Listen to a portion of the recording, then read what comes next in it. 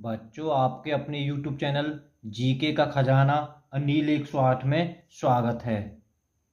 बच्चों, आज इस वीडियो में हम महिला एवं बाल अपराध की तीसरी वीडियो देखेंगे। इससे पहले एक वीडियो अपलोड कर चुके हैं जो कि प्ले लिस्ट में मिल जाएगी, यानी दो वीडियो अपलोड कर चुके हैं जो कि दोनों प्ले लिस्ट में मिल जाएंगी। और महिला एवं बाल अपराध में इसमें जानेंगे लैंगिक अपराधों से बालकों का संरक्षण, या कह सकते हैं पॉक्सो एक्ट की ये तीसरी वीडियो है। ठीक है, पॉक्सो एक्ट की कौन सी वीडियो बच्चों? तीसरी वीडियो। अगर आप राजस्थान पुलिस की तैयारी कर रहे हैं तो उसके लिए वीडियो तो ये बहुत हेल्पफुल होगी, और आप जाएं प्ले लिस्ट में जाकर सारी वीडियो को देख सकते हैं। बच्चों, सपोज करो आपको पहली वीडियो देखनी है तो आप YouTube पर डायरेक्ट सर्च कीजिए। क्या सर्च करना, या YouTube पर बोल लीजिए, बोलना तो आप पर आता होगा, महिला एवं बाल अपराध भाग 1। पहली वीडियो आपके मेन फर्स्ट पर हो जाएगी। आपको दूसरी वीडियो देखनी है तो डायरेक्ट बोल दीजिए महिला एवं बाल अपराध भाग 2 पर जीके का खजाना अनिल 108। आपको ये भी साथ में सर्च करना पड़ेगा, आपके एकदम मेन पृष्ठ पर आ जाएगी। और बच्चों, ये पॉक्सो एक्ट स्पेशल तीसरी वीडियो है। नहीं तो आप प्ले लिस्ट में चले जाएं, प्ले लिस्ट में लिखा होगा महिला एवं बाल अपराध, इसमें आपको सारी वीडियो क्रम से मिल जाएंगी। हो सकता है आप वीडियो को लेट देख रहे हैं, आपको 10वीं वीडियो देखनी है तो YouTube पर डायरेक्ट बोल दीजिए महिला एवं बाल अपराध भाग 10 जीके का खजाना अनिल 108। इस लाइन को भी साथ में बोले तो एकदम आपके YouTube पर एकदम ऊपर आ जाएगी। चलो, ज्यादा समय नहीं लेते हो, पहले प्रश्न की ओर चलते हैं इस वीडियो का। तो बच्चों, जो पॉक्सो एक्ट अधिनियम कब लागू हुआ, देखो थोड़ा और संक्षेप में जान लेते हैं बच्चों। देखो, पॉक्सो एक्ट को हम POCSO हिंदी में से बच्चों लैंगिक अपराधों से बालकों का संरक्षण, ये सिर्फ बालकों के लिए। बच्चों, इंग्लिश में जो इसकी फुल फॉर्म है बच्चों, ठीक है, तो इसे आप मैंने पहली वीडियो में बता दिया था, इसे आप देख लेना बच्चों। 41 का कौन सा हो जाएगा? ए इसका ठीक हो जाएगा, 14 नवंबर 2012। थोड़ा सा पीछे और संक्षेप में चलते हैं। ठीक है बच्चों, देखो पॉक्सो एक्ट अंगीकृत कब हुआ था? 11 दिसंबर 1992 में, है ना। और बच्चों देखो, कंफ्यूज मत हो जाना, राष्ट्रपति से स्वीकृति कब मिली थी? 19 जून 2012 को। लागू इस वीडियो का प्रश्न ही है 14 नवंबर 2012। फिर कह रहा हूं अंगीकृत 11 दिसंबर 1992 में अंगीकृत हो गया था। और राष्ट्रपति से स्वीकृत कब मिली? 19 जून 2012 में। पूरे भारत में कब लागू हुआ था? 14 नवंबर 2012 को, उस दौरान जम्मू कश्मीर को छोड़कर। देखो 42वां प्रश्न बच्चों रिवीजन चाहिए, है ना। पॉक्सो एक्ट की परिभाषा के अनुसार कितने वर्ष की कम आयु के व्यक्ति नाबालिग है? बच्चों के दोनों के लिए, बालक बालिकाओं के लिए, इसका सी हो जाएगा 18 वर्ष से कम के। कंफ्यूज नहीं बच्चों में इस प्रश्न को, वैसे ये अलग अधिनियम है, ये महिलाओं का कार्यस्थल पर लैंगिक उत्पीड़न अधिनियम, है ना, कि कार्यस्थल पर सुरक्षा हेतु किस वर्ष पारित हुआ। ये बच्चों महिलाओं का, ठीक है, महिलाओं, केवल महिलाओं के लिए। और बच्चों उसमें कौन सा है? बालकों का संरक्षण अधिनियम। मैं इसलिए इस प्रश्न को यहां रख रहा हूं। बाकी इस महिलाओं का जो बेटो कार्यस्थल पर लैंगिक उत्पीड़न अधिनियम है जो 2013 में पारित हुआ था, हम चौथी वीडियो में इसके बारे में पढ़ाएंगे आपको। इसका हो जाएगा 2013। 2012 मत कर देना, 12 लैंगिक मतलब बालकों के साथ लैंगिक, और ये स्पेशल में महिलाओं के साथ में, है ना। महिलाओं का 2013 में, और लैंगिक बालकों का लैंगिक या पॉक्सो एक्ट, कोई दिक्कत ना, 2012 में। तो बच्चों, हम इस प्रश्न के बारे में पहली वीडियो में जान चुके हैं।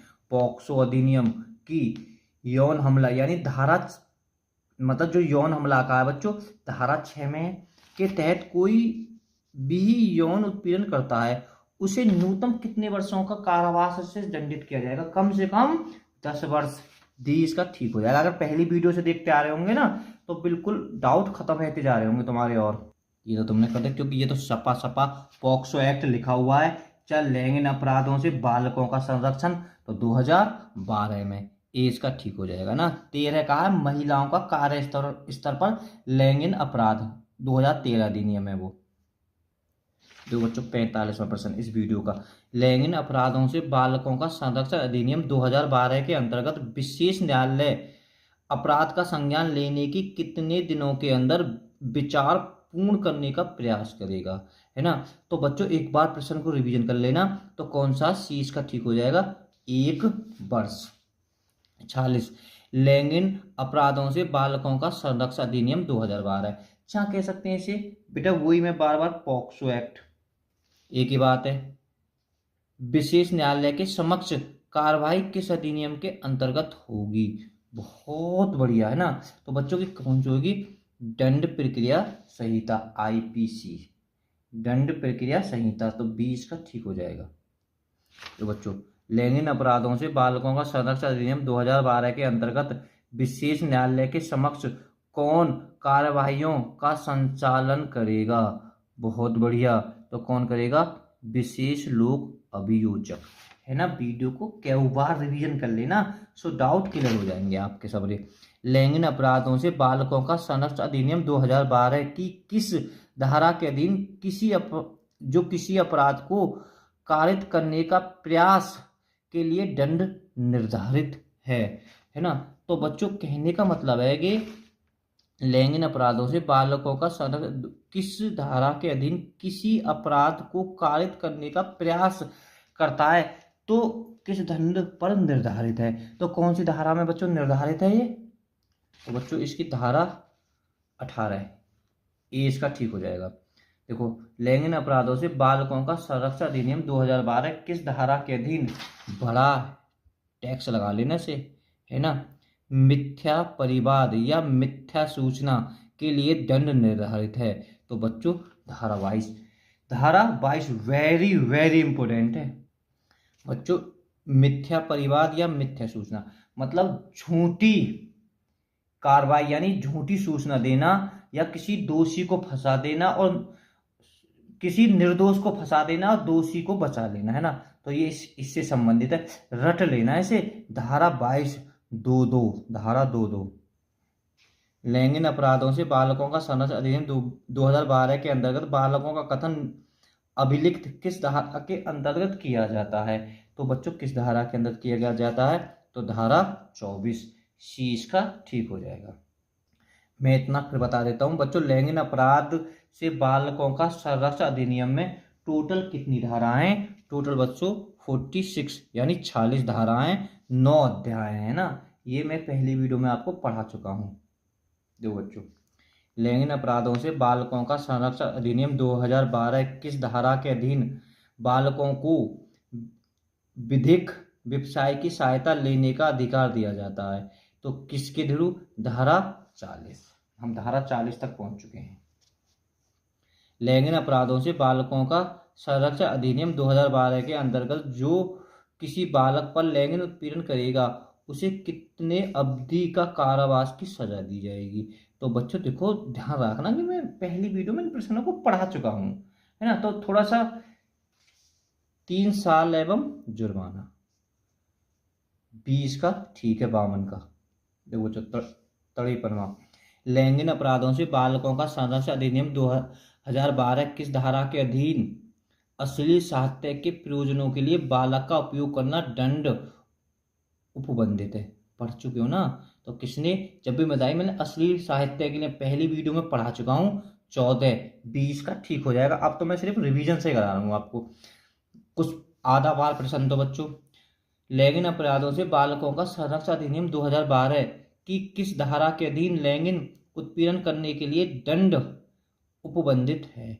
तो बच्चों किसके, इसका बी ठीक हो जाएगा, सॉरी सी आंसर है इसका, 12 पढ़ाया ना। लैंगिक उत्पीड़न धारा 12 में लैंगिक उत्पीड़न। तो बच्चों एक विद्यालय शिक्षक की पत्नी जानबूझकर अपना घर छोड़कर चली जाती है जिससे उसका पति वहां उपस्थित छात्रों से बलात्कार कर सके, उसका आपराधिक दायित्व है। तो बच्चों क्या है, इसका हो जाएगा आपका सी, वह यौन अपराधों से बालकों का संरक्षण अधिनियम 2012 की धारा 16 के अंतर्गत दुष्प्रयोग की दोषी है ना। तो उसकी जो पत्नी है वो भी बच्चों दोषी है।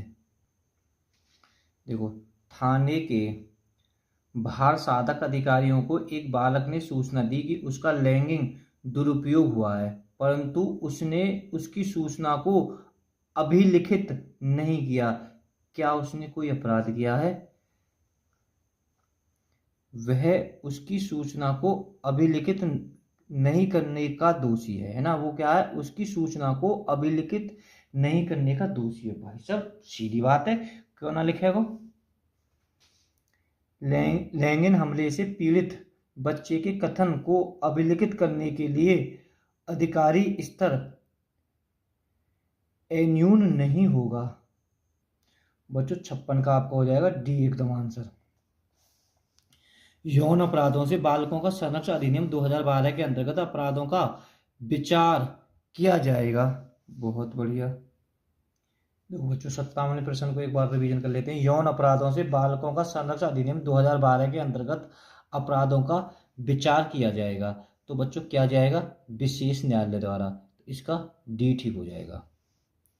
58 यौन अपराधों से बालकों का संरक्षण अधिनियम 2012 की धारा 28 के अंतर्गत विशेष न्यायालय निम्न में से किसके द्वारा पदविहित किया जाएगा? तो बच्चों किसके द्वारा हो जाएगा? इसको डी ठीक हो जाएगा। राज्य सरकार उच्च न्यायालय के मुख्य न्यायाधीश के परामर्श से। 58 का डी ठीक हो जाएगा। यौन अपराधों से बालकों का संरक्षण अधिनियम 2012 की धारा 25 के अनुसार दंड प्रक्रिया संहिता की धारा 164 के अंतर्गत मजिस्ट्रेट द्वारा दर्ज किए जाने वाले बालक का कथन है। तो बच्चों कौन सा कथन है? बी अभियुक्त की अधिवक्ता की उपस्थिति में दर्ज नहीं किया जाएगा। यौन अपराधों से बालकों का संरक्षण अधिनियम 2012 के अंतर्गत निम्न में से कौन सी शर्त का पालन बालक से परीक्षण अथवा उसके बयान अभिलिखित करते समय की जानी चाहिए? तो एक बार बच्चों सभी प्रश्नों को रिवीजन कर लेना। इसका डी ठीक हो जाएगा ना, रिवीजन जरूर कर लेना। यौन अपराधों से बालकों का संरक्षण अधिनियम 2012 की धारा 43 प्रावधानित है। यानी कुल मिलाकर जो 46 धारा हैं, इसमें जो धारा 43 क्या कहती है? तो बच्चों धारा 43 कहती है अधिनियम के बारे में लोक जागरूकता। जो कोई कम आयु के किसी बालक पर प्रवेशन लैंगिक हमला करता है, वह धारा 5 यौन अपराधों से बालक का संरक्षण अधिनियम 2012 के तहत गुरुतर प्रवेशन लैंगिक हमला करता है। यह कहा जाता है। इसको बच्चों ए हो जाएगा 12 वर्ष। और ये वीडियो को बच्चों लास्ट प्रश्न है। धारा 22 लैंगिक अपराधों से बालक का संरक्षण अधिनियम 2012 की प्रावधान करती है जहां किसी बालक द्वारा कोई मिथ्या परिवाद है ना, आप पढ़ चुके हो ना, मिथ्या परिवाद धारा 22 में किया गया है या मिथ्या सूचना उपलब्ध कराई गई है, तो ऐसे बालक पर कोई दंड अधिरोपित नहीं किया जाएगा। तो इसका ए इसका ठीक हो जाएगा। बच्चों वीडियो पसंद आए तो लाइक करें, चैनल को सब्सक्राइब करें, वीडियो को शेयर करें। Okay bye bye all students. सारी वीडियो आपको प्लेलिस्ट में मिल जाएंगी, तो प्लेलिस्ट में जाके चेक कर सकते हैं। प्लेलिस्ट में लिखा होगा महिलाएं एवं बाल अपराध।